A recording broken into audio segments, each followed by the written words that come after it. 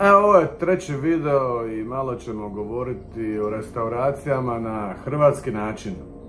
Dakle, što je to restauracija? Pa restauracija je nešto kada rastavite, na primjer, automobil do zadnje vide i onda svaki dio kompletno restaurirate, to jest obnovite i ponovo sastavite, ali sa originalnim dijelovima te dijelovima naravno koji su iz tog doba, iz tog perioda, ne sa novim dijelovima. Tako da ljudi jako olako koriste riječ restauracija i pišu u oglasima restaurirano vozilo. Postoji restauracija i postoji restomod.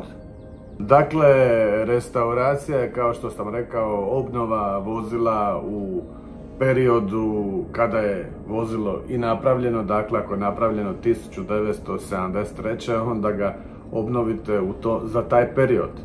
A restomod, dakle, to je opet takav neki automobil iz 1973. godine, ali ga updateirate, odnosno upgradeirate, odnosno nadogradite sa novim dijelovima. Na primjer, unutrašnjosti stavite malo moderniju unutrašnjost, stavite malo moderniju tehnologiju, ili na primjer ako nema auto ABS, ugradi mu se ABS i slične stvari.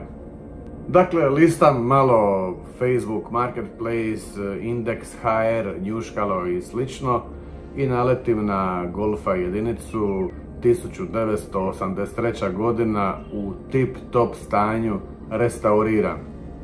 Ok, čovjek je vjerojatno dao najviše od sebe, ali ne možeš napisati restauriran, jer auto ako je restaurirano onda treba izgledati kao da je izašao sada iz tvornice.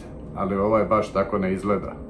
Ako bacite pogled malo na slike unutrašnjosti, vidit ćete da je ugrađen CD, MP3, što već iz Kauflanda ili iz Interspara. Dakle, to nije restaurirano. Ako je restaurirano, onda bi trebao biti kazetofon koji je iz 1973. ili koje već godine je auto. I ako već želite mali upgrade napraviti, onda kupite aftermarket radio kazetofon ili što već, koji u sebi ima ugrađen recimo Bluetooth, ali izgleda kao da je napravljen u tom periodu 1983. 73. i slično. Dakle, slike unutrašnjosti ovog automobila, kad pogledate, auto je jako prljav i neuredan.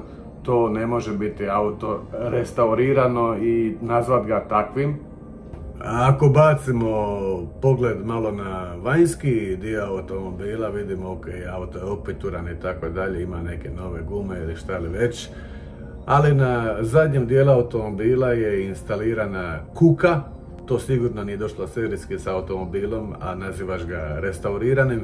I na njega je ugrađen, odnosno na nju je ugrađen sportski dodatak, teniska loptica. To je vjerojatno GTI oprema bila u tom periodu. Eto, to su moja viđenja hrvatskih restauracija i čime se ljudi sve služe da bi nazvali svoj automobil restauriran. Sa ovim bi završio ovaj video i do sljedećeg puta, živjeli.